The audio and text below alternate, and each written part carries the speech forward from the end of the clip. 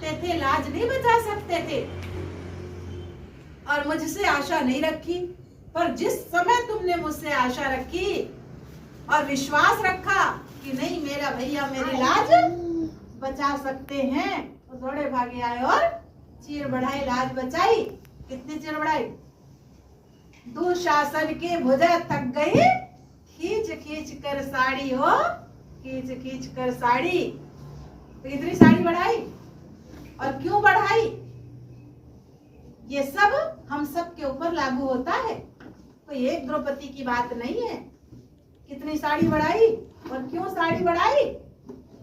समय पर जब उनकी परीक्षा ली गई तो द्रौपदी ने कुछ भी नहीं देखा, अपनी पल्लू का आंचल जरा सा टुकड़ा फाड़ा और भैया का अंगूठा कटा हुआ था वो बांधने के लिए वो पट्टी भेजी। उनकी सगी बहन सुभद्रा ने नहीं भेजा। क्या कह दिया? उद्धव आए थे तो क्या कह दिया? ये तो अच्छी अच्छी रेशमी हैं और ये है तो मैं कैसे भेजूं, मेरे पास पट्टी तो है नहीं। वही उद्धव को इस बात का प्रमाण मिल गया कि सच्चा प्यार सगी बहन से नहीं है। सगी बहन भाई से नहीं करती है, लेकिन वो द्रौपदी तो बनाई हुई बहन है, वो प्रकट हुई बहन है।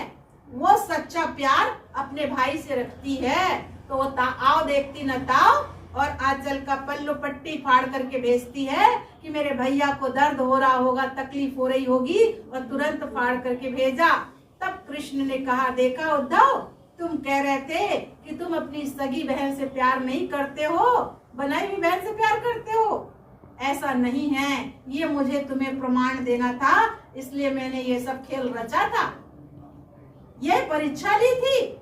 और उसी छोटी सी पट्टी बांधने के समय श्री कृष्ण ने प्रतिज्ञा किया था, जो आज भगवान शिव ने भी हम सबसे प्रतिज्ञा की है कि जब भी तुम मुझे याद करोगे, जिस चीज के लिए याद करोगे, मैं तुम्हें लाख गुना पदम गुना तुम्हें वो चीज समय पर दूंगा। तो कृष्ण ने क्या वादा किया था? जब भी तुम्हें जरूरत पड़ेगी मैं तुम्हारी मदद जरूर करूंगा। ये कृष्ण ने वादा किया था, वादा निभाया, तुरंत आए, चीर बढ़ाई, लाज बचाई। तब द्रौपदी ने कहा, भैया इतनी देर क्यों लगाई, पहले आ गए होते तो आज ये दुर्दशा नहीं हुई होती। तब भैया ने क्या कहा, बहन तुमने तो मुझे याद ही नहीं किया, मैं कैसे हूँ, और तुमने मुझे याद किया, मैं दौड़ा भागा चला आया।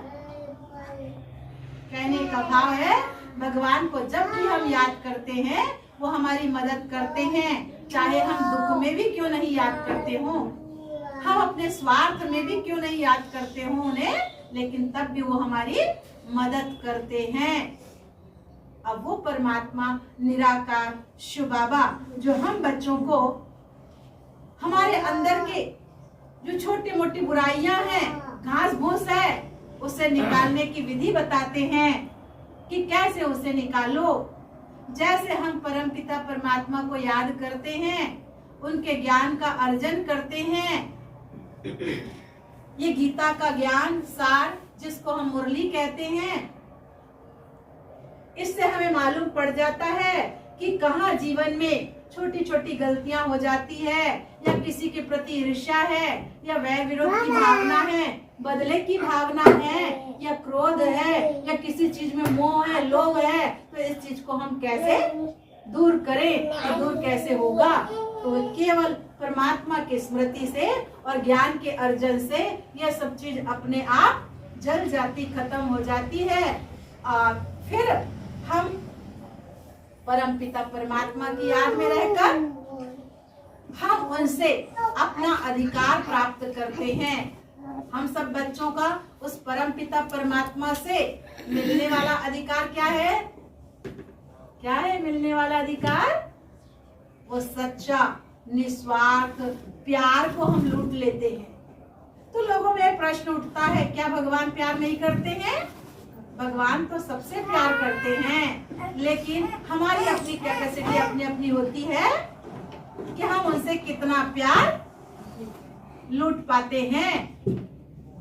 समुद्र में जिस प्रकार पानी भरा हुआ होता है, वो किसी के प्रति भेदभाव नहीं रखते हैं।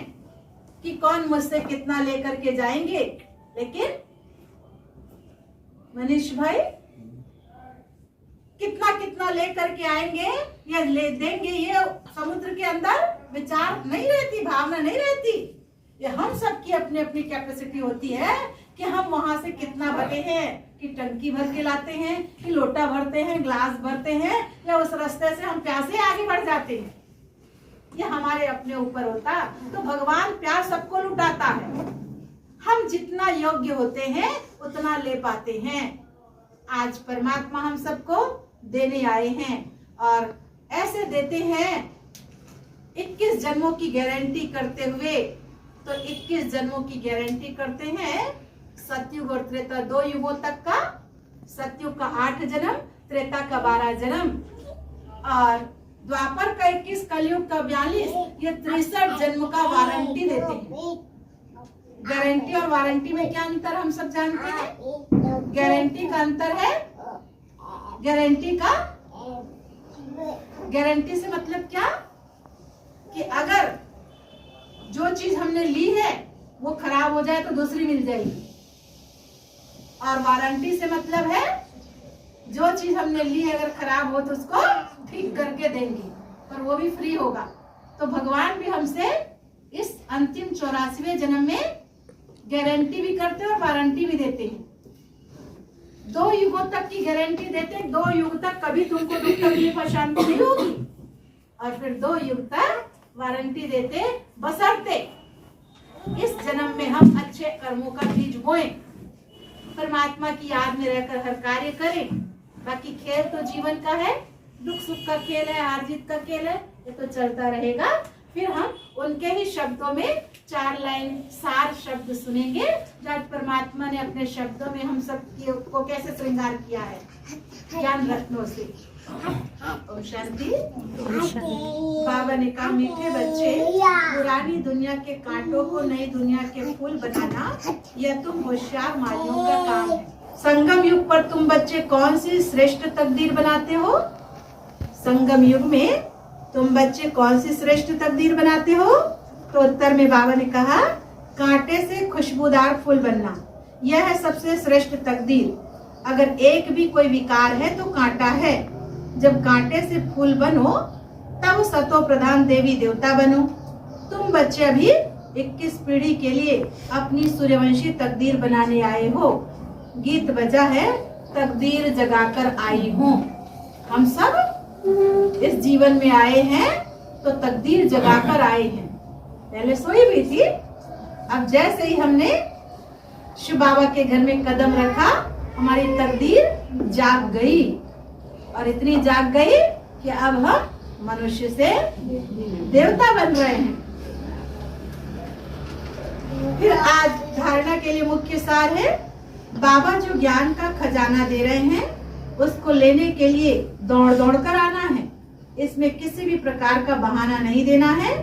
बाबा की याद में 10 माइल भी पैदल चलने से थकावट नहीं होगी। दूसरी पॉइंट है, विजय माला में आने का आधार पढ़ाई है।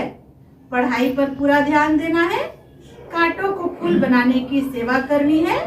स्वीट होम और स्वीट राजाई को याद करना है। स्वीट होम माना अपना घर परम धाम, शांति धाम, और स्वीट राजाई माना सत्युगी दुनिया। दोनों को याद करना है, क्योंकि जहाँ जाना है उसे याद करना है।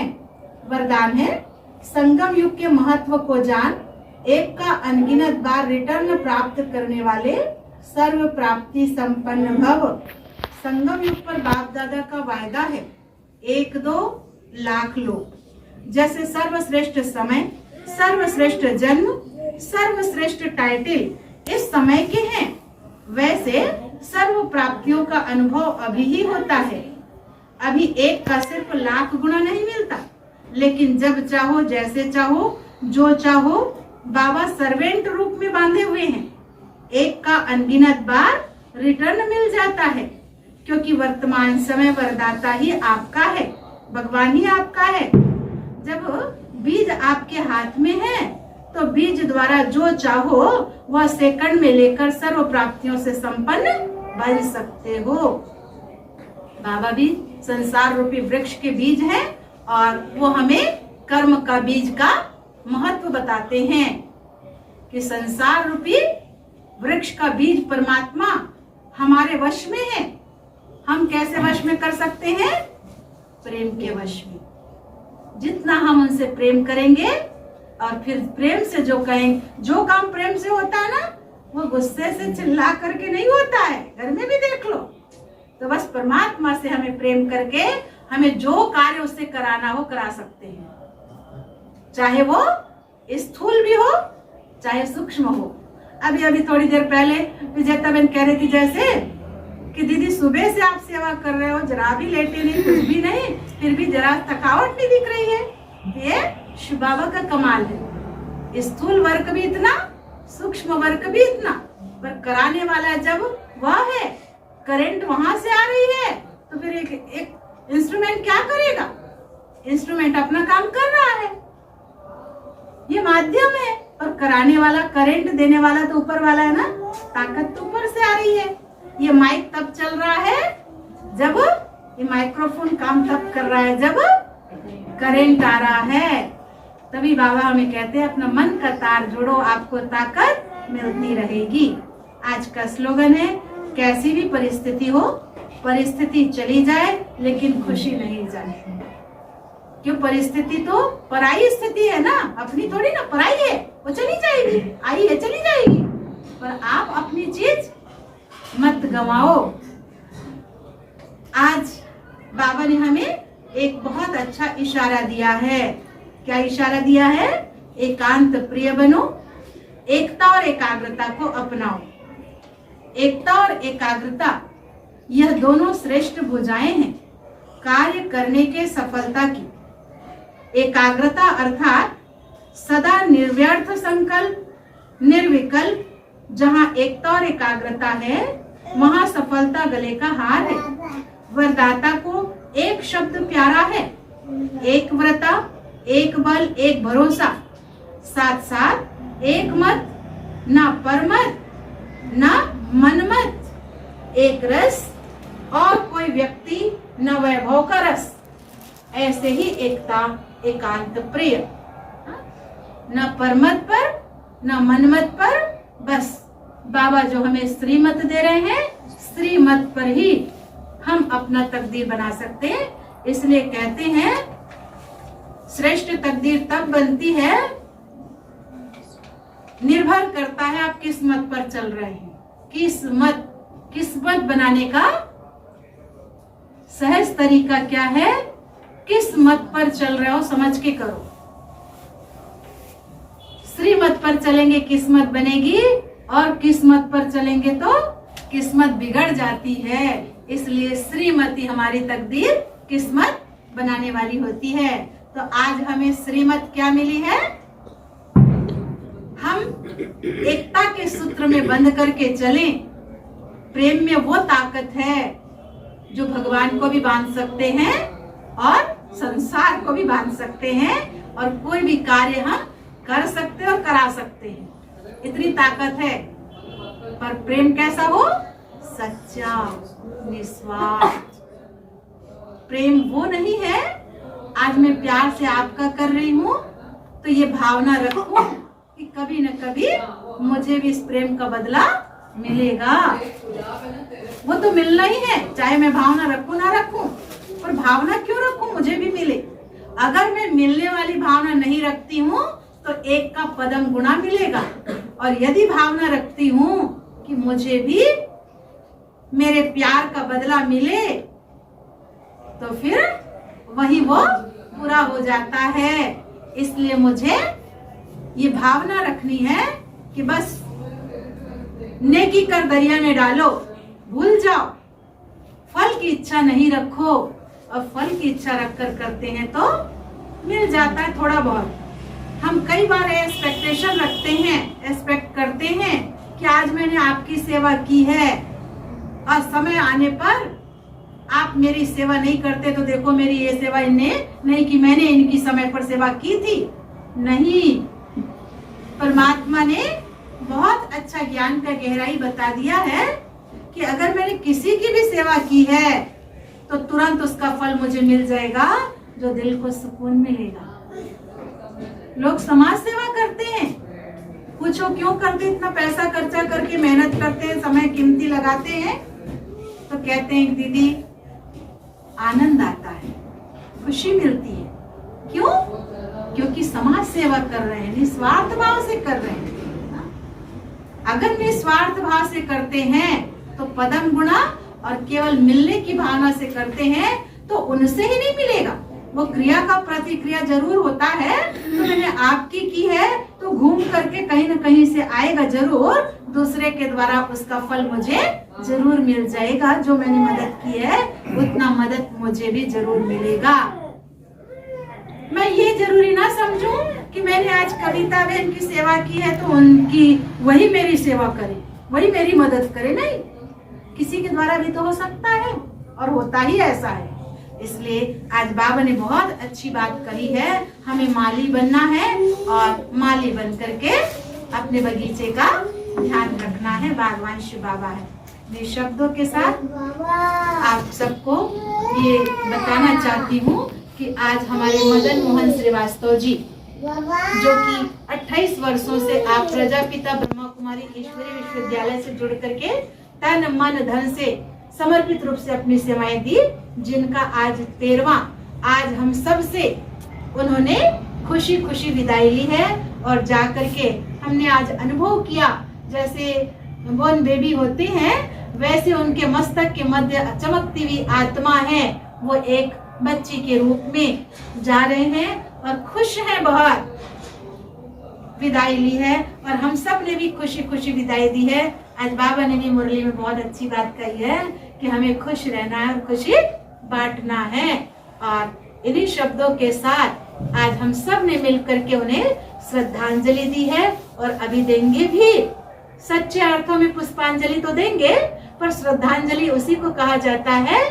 उनने जो परमात्मा की बात अपने मुखारविंद से हम सबको बताई है, उस बात को आप अपने जीवन में आत्मसात करेंगे, ये सच्चे अर्थों में श्रद्धांजलि कही जाती है। तो जो उन्होंने कहा कि परमात्मा को याद करो, मुझे नहीं, उनको याद करने से हमें प्राप्ति होगी, तो आज खास हम इस बात का ध्यान रखेंगे, बाबा को याद करते रहेंगे, शिव भोलेनाथ को, और उन्हें थैंक्स देते रहेंगे जिन्होंने हमें बहुत अच्छा मार्गदर्शन दिया, सपोर्ट किया और नए नए अनुभव सुनाकर हमें मजबूत बनाया। इन शब्दों के साथ पुनः हम उन्हें श्रद्धांजलि अर्पित करते हैं। और आप सबसे मैं निवेदन करती हूँ 2 मिनट हम खड़े होकर परमात्मा को याद करेंगे।